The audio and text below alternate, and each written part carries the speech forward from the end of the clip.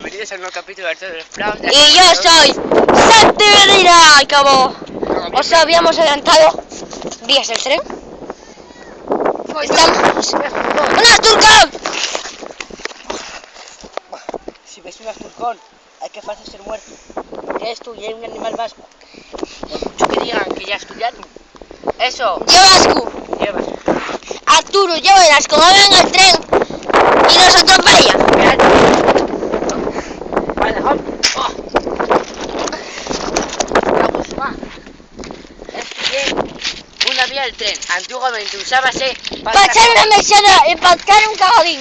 para transportar vehículos y toda esa maquinaria pesada.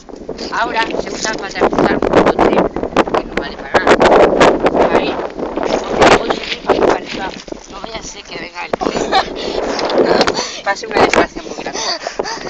El otro día, Y no es necesario verse al peleando con un madrileño, me hice daño en el brazo y ahora lo tengo lesionado. Pero como yo soy un asturiano, no me lo vendo. Sí, Ahora Arturo, sí.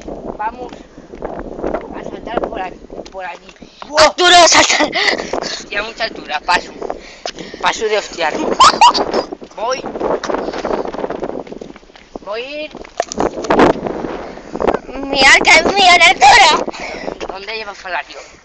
Ah, en un set.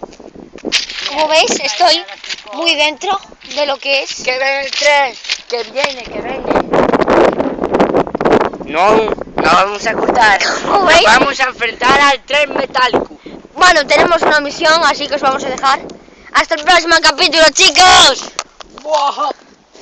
¡Ve el tren! Aquí te espero.